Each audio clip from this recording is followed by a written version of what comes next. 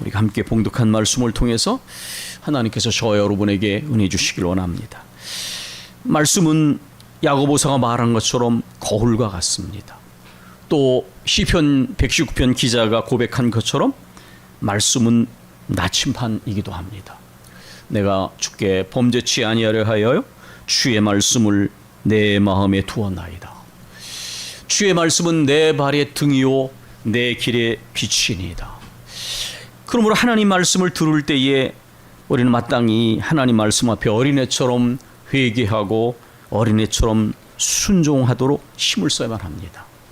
사람 앞에는 자존심이나 체면을 내세우는 것이 필요할지 모르나 하나님과 말씀 앞에 완악한 마음을 갖는 것처럼 어리석은 것은 없습니다. 하나님은 하나님의 나라를 어린아이처럼 받드는 사람을 기뻐하십니다. 하나님 말씀을 들을 때에 어린애처럼 회개하고 어린애처럼 순종하는 것이 복된 길이다라고 하는 것을 성경은 여기저기에서 이야기하고 있습니다. 우리는 하나님 말씀 앞에 많은 무거운 겉옷을 걸치지 않도록 늘 자기 자신을 살펴야 합니다. 하나님의 말씀을 읽다 보면 우리가 깨닫지 못한 것들을 깨닫게 됩니다. 저도 평생을 성경을 읽고 가르쳐 왔지만 하나님께서는 말씀을 통하여 늘 새롭게 말씀하시고 깨닫게 하시는 것을 발견합니다. 어느 날 성경을 읽다가 충격을 받은 것 중에 하나가 하나님께서 누구의 죄를 민감하게 생각하시는가라는 문제였습니다. 저는 어렸을 때부터 신앙생활을 했기 때문에 늘 장로님들이나 권사님들이나 교회 어른들이 기도하시면 이 죄악된 세상이라고 기도하는 그 표현을 자주 들으면서 성장을 했습니다. 자연스럽게 교회는 거룩한 곳이고 세상은 죄악된 곳이다. 물론 맞지요. 그러나 성경을 자세히 들여다보면 하나님께서는 모든 죄를 민감하게 생각하시지만 그러나 성경에 훨씬 더 많은 부분이 하나님의 백성들이랑 일컬어지는 이들의 죄와 불순종에 대해서 하나님이 훨씬 더 민감히 하시고 엄중하게 지적하시는 것을 만나게 됩니다. 여러분이 한번 성경을 펴서 창세기서부터 요한계시록 읽으시면서 거기에 나오는 죄에 대한 지적이 어디에 대한 내용이 더 많은지를 살펴보시면 아마 이것을 느끼실 수가 있을 거예요. 이방인들도 심판하시고 그들의 범죄에 당연히 죄악을 다 민감하게 생각하시지만 그러나 적어도 하나님의 이름으로 일컬어지는 하나님의 백성과 자녀된 이들의 죄와 불순종에 대해서는 훨씬 더 강력하고 더 민감하게 지적하시고 분노하고 계시다는 것을 우리가 성경에서 명확하게 확인하고 발견하게 될 것입니다. 이사야 1장의 말씀을 읽어보면 하나님께서는 이렇게 시작을 하십니다. 소는 임자를 알고 나귀는 주인의 구유를 알지만 이 백성은 나를 모르는구나. 우리는 하나님의 백성이고 하나님은 우리의 하나님이시기에 이 언약 관계 속에서 하나님의 백성은 하나님을 알고 하나님의 뜻을 깊이 알아야 합니다. 하나님이 우리를 아시고 우리를 지키시고 사랑으로 이끌어 주시고 거룩한 섭리를 이끌어 주신 것처럼 우리도 하나님의 백성으로서 하나님을 알고 하나님의 뜻을 알고 그 뜻을 이루도록 하나님께서는 우리를 택하시고 부르셨습니다. 그러나 오늘 본문이 말하듯이 우리는 때때로 그렇게 하지 못합니다. 주께서 이르시되 이 백성이 입으로는 나를 가까이 하며 입술로는 나를 공경하나 그들의 마음은 내게서 멀리 떠났나니 그들이 나를 경외함은 사람의 계명으로 가르침을 받았을 뿐이라. 입으로는 하나님을 가까이 하며 입술로는 나를 공경한다. 이 구절을 이스라엘 백성들에게 주어진 구절이지만 우리 자신 앞에 적용해 보면 우리가 우리의 수많은 기도와 수많은 선포와 수많은 기도와 약속을 통해서 하나님께 드린 것들이 얼만큼 마음이 담겨지고 그 고백 앞에 부합하는 그런 삶을 살았는지 생각해 보면 젊은이들이 종종 립 서비스에 불과하다고 하는 말처럼 하나님 앞에 영적인 립 서비스를 너무 많이 해오지 않았는가. 이 백성이 입으로는 하나님을 가까이 하지만 마음은 하나님에서 멀고 입술로는 하나님을 공경하지만 하나님에 대한 두려움은 찾아보기 어려운 신앙생활을 하면 그것은 바로 가장 핵심을 잃어버린 것입니다. 성경 여기저기에서 말씀하는 것처럼 하나님이 우리에게 원하시는 것은 마음이기 때문입니다. 하나님은 작은 예물이라도 마음이 담겨진 예물은 크게 보셨습니다.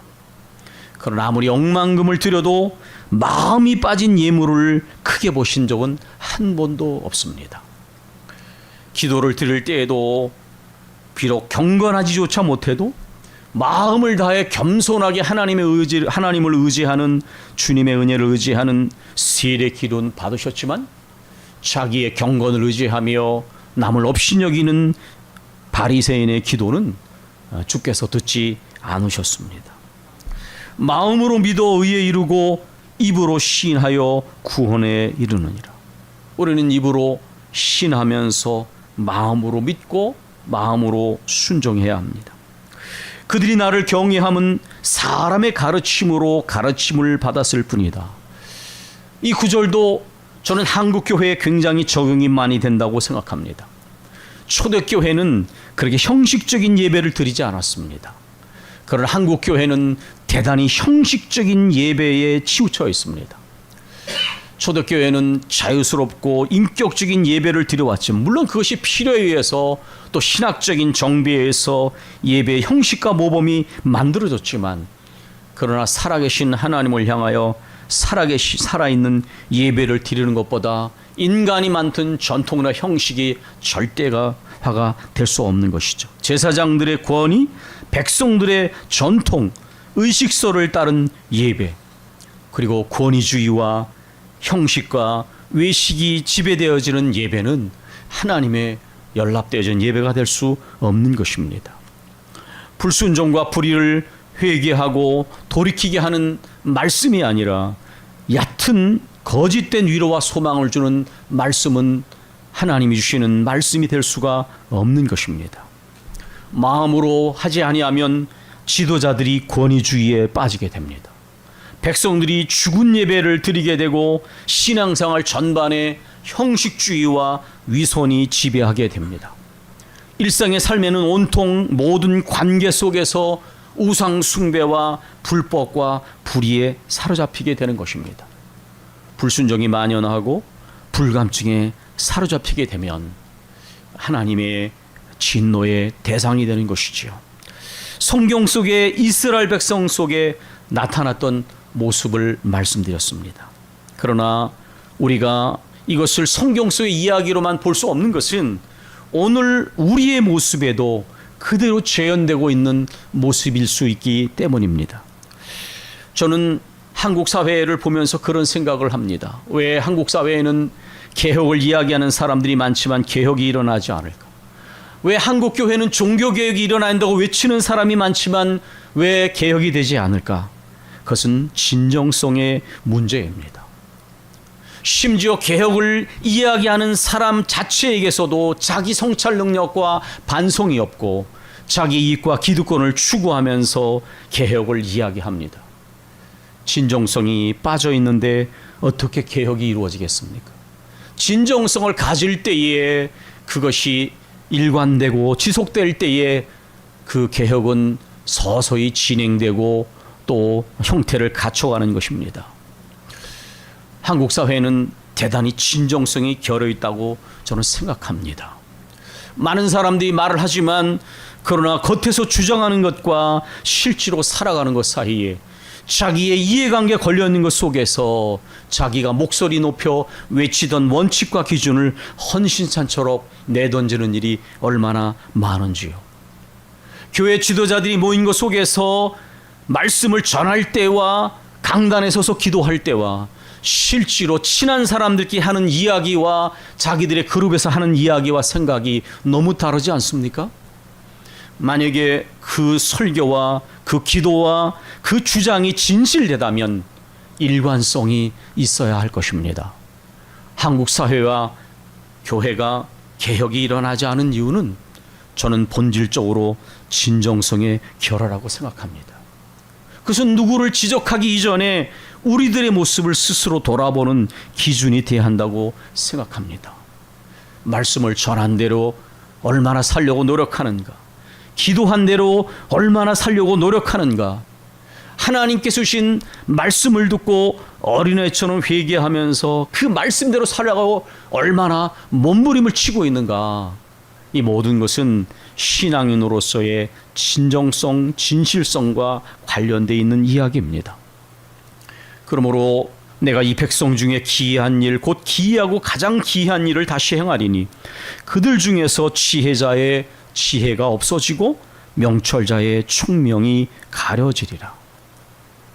이 구절은 여러 가지 해석이 있습니다.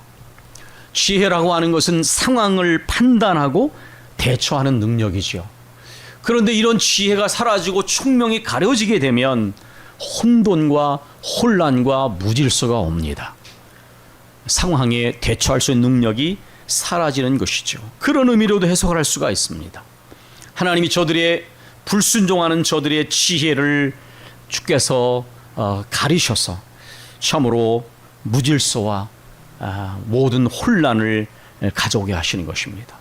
구체적으로 해석을 하면 이것은 북왕국 이스라엘이 아수를 통하 멸망한 것처럼 하나님은 더 강력한 나라인 바벨론을 통해서 불순종하는 남왕국 유다를 심판하시겠다는 경고의 메시지이기도 합니다. 그러나 항상 그렇지만 하나님은 사랑의 매를 때리십니다.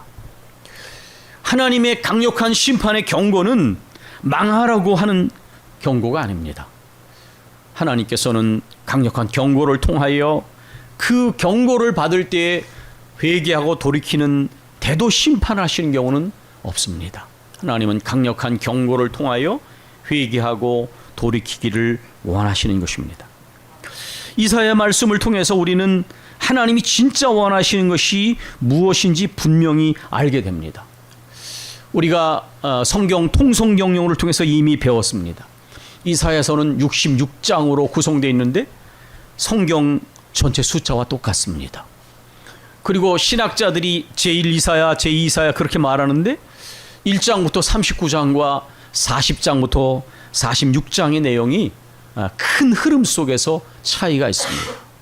물론 전체적인 메시지는 일관되지만 바로 구약 성경 39권처럼 그리고 신약 성경 27권처럼 거기에서는 심판과 경고의 메시지와 소망과 평안과 구원의 메시지, 치유 회복과 부흥의 메시지가 그렇게 나눠져 있습니다. 이사야 전체의 말씀을 통해서 하나님께서 우리에게 원하시는 것은 마음이라는 것입니다. 마음은 핵심이며 본질입니다. 마틴 루터도 마음을 가장 내적인 것으로 말했고 그것이 바로 하나님과 연결되어질 것을 강조했습니다. 여러분, 신명기의 말씀은 약속의 땅에 들어가기 위한 준비를 시키시는 그러한 모세의 유언장과도 같은 책이지요. 그런데 그 신명기에서 하나님께서 말씀하시는 것이 무엇입니까? 모세를 통해 하나님 말씀하십니다. 내가 너희를 광야길을 걷게 한 이유가 뭔지 아는가? 그것은 너희 속에 있는 깊은 곳에 어떤 마음이 들었는지를 내가 시험하고자 함이라. 우리는 우리 자신을 보면서 깜짝깜짝 놀랍니다. 내 속에 이런 것들이 들어있었구나. 내 속에 이런 악한 것들이, 이런 불순종이, 이러한 것들이 들어있구나라는 것을 발견하고 놀라는 순간이 있죠.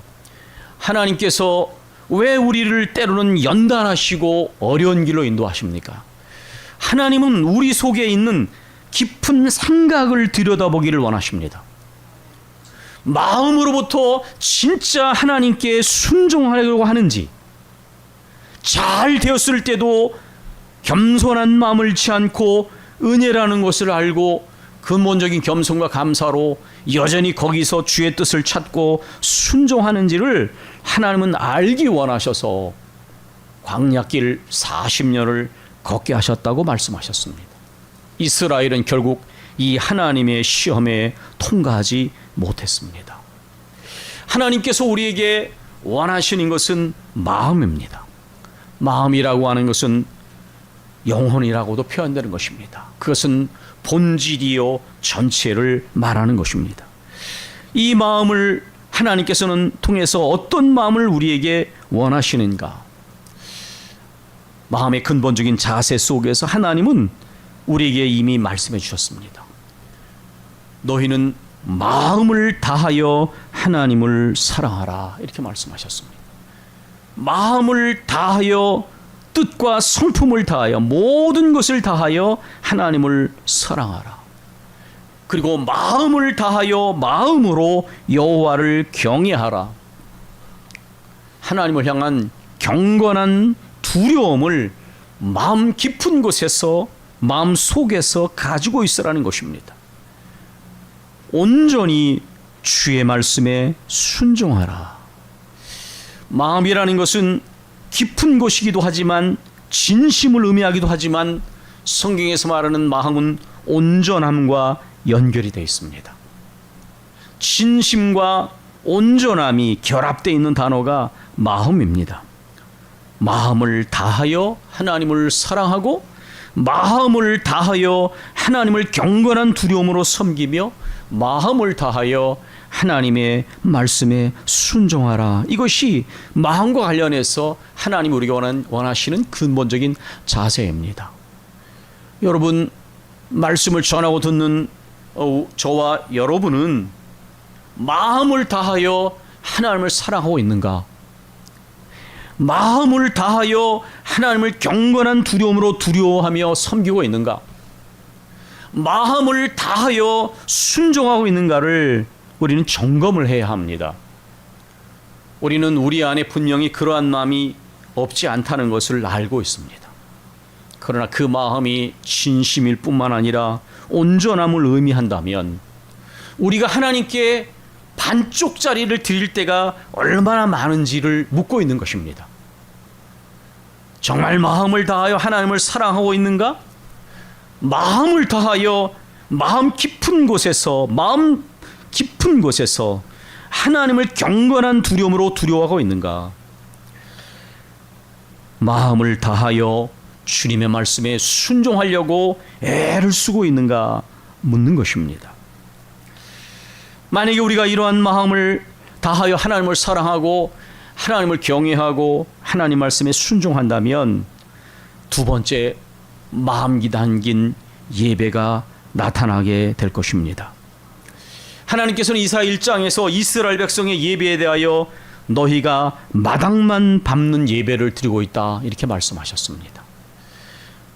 이스라엘 백성들은 드리기를 좋아해서 소나 양이나 염소나 너무 많이 드릴 정도로 드리기를 좋아했습니다. 그러나 하나님은 그것에 대해 말씀하시고, 내가 혐오를 느낀다.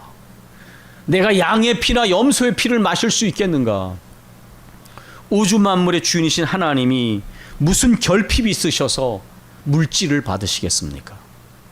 그래서 하나님께서 그 모든 것 속에 담겨져 있는 마음과 마음의 예배를 원하시는 것이죠. 그런데 우리는 얼마나 자주 형식적인 예배를 드릴 때가 많은지요. 신앙의 이상이 생겨났을 때, 문제가 생겼을 때 나타나는 특징 중에 하나는 예배가 형식이 되는 것입니다. 그러나 반대로 우리가 진정한 예배 회복은 우리가 하나님 앞에 마음을 회복했을 때에 우리의 예배가 회복되어지는 것을 압니다. 마음이 담긴 예배를 드려라. 이것이 자연스러운 귀결인 것이죠. 하나님 앞에 마음으로 영과 진리로 드리는 예배를 하나님께 드려야 합니다. 이 예배는 교회에 와서 드리는 예배이기도 하지만 오늘 우리가 오후에 볼 본문인 로마서 12장에 나와 있는 삶의 예배와도 연결이 되어 있습니다. 하나님께 마음으로 예배하지 않는다는 것은 삶이 관계 속에서, 하나님과의 관계 속에서 우상 숭배에 빠져 있다는 것이고, 사람과의 관계 속에서 온갖 불의와 무자비함과 이러한 올바르지 못한 삶의 모습을 가지고 살아간다는 것을 의미하기도 합니다. 여러분이 이것은 따로따로 분리된 개별적인 항목이 아니라 왜 이스라엘 백성들이 하나님께 바르지 못한 마음을 가졌을 때 예배가 형식이 되고 모든 삶에서 고아와 과부를 학대하고 가난한 자들을 억누르며 이자를 받고 온갖 남을 속이며 불의한 이익을 추구하는 불의한 일들이 일어나는가? 그것은 삐뚤어진 마음 속에서 하나님과의 올바르지 못한 관계 속에서 모든 사람과의 관계가 이어진다는 것을 의미합니다. 하나님께 온전한 마음을 가지고 온전한 예배를 드리면 성경은 말합니다. 가난한 자들과 고아와 과부를 긍휼히 여기며 그들을 학대하지 아니하며 올바른 일을 행한다. 왜냐하면 그것은 바로 하나님의 성품과 연결되어지는 것입니다. 하나님은 공의로우신 하나님인 동시에 긍휼이 풍성하신 하나님이십니다. 그래서 공의와 긍휼하심을 따라 자연스럽게 삶의 예배가 하나님께 드려지게 되는 것입니다. 세 번째로는 마음으로 해야 될 것은 마음을 다하여 기도하는 것입니다. 저는 기도를 관념적인 행위로 생각하는 사람들을 봤습니다. 그러나 기도는 관념적 행위가 아닙니다. 종교적 행위가 아닙니다. 우리 기도에 2025년 기도 제목에 고백되어 있잖아요. 기도는 전적으로 주만 신뢰하고 주만 의지하고 주께만 소망을 두는 믿음의 표현입니다. 하나님을 온전히 신뢰하지 않는 사람은 하나님께 진심으로 기도하지 못합니다. 왜냐하면 기도는 관념적인 것처럼 보여지기 때문이죠. 그러나 사실은 그것은 굉장히 위험한 것입니다. 왜냐하면 그 속에서 진짜 의지하고 신뢰하는 어떤 것들이 존재한다는 것을 드러내고 있는 것입니다. 그것이 어떤 물질이든 자신의 지혜와 인생의 경험이건 세상에 어떤 영향력 있는 것이건 그것을 의지하기 때문에 주를 그렇게 의지하지 않는 거예요.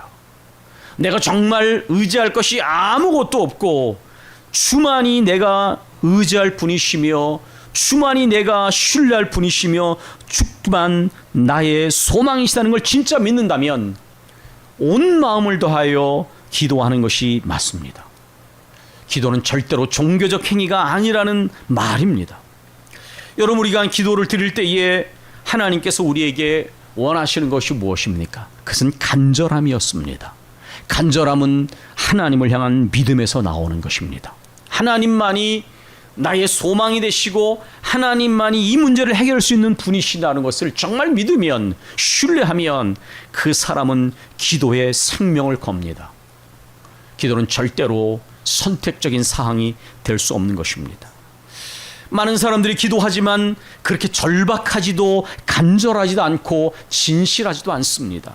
왜냐하면 온전한 마음으로 주를 신뢰하지 않기 때문입니다.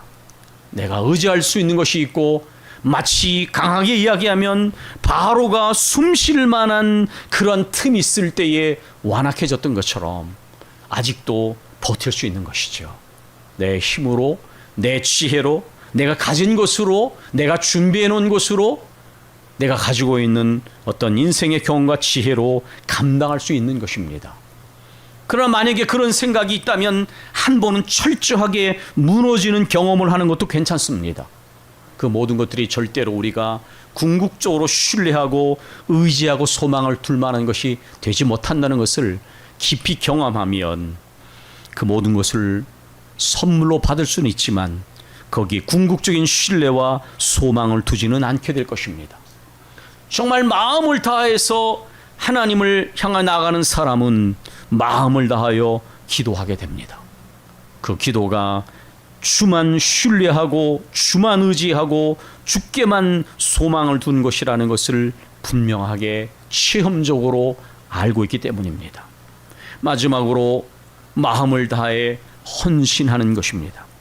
하나님은 마음이 빠진 예물, 마음이 빠진 봉사를 기뻐하지 않으셨습니다.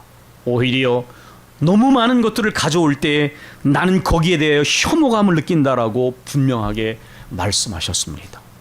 내가 하나님께 예물을 드리든지 봉사를 하든지 그것은 죽게 하듯 하는 마음으로 해야 한다고 성경은 우리에게 가르쳐주고 있습니다.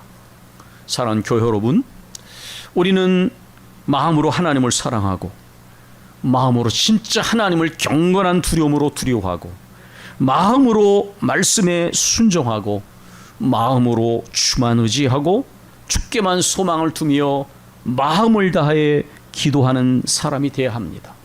또한 마음으로 온전히 헌신할 때에 그 헌신이 주께 연락되어지는 것이 되는 것입니다. 이러한 모든 가운데 하나님과의 관계가 변하면 사람과의 관계가 변하는 열매가 나타나게 될 것입니다.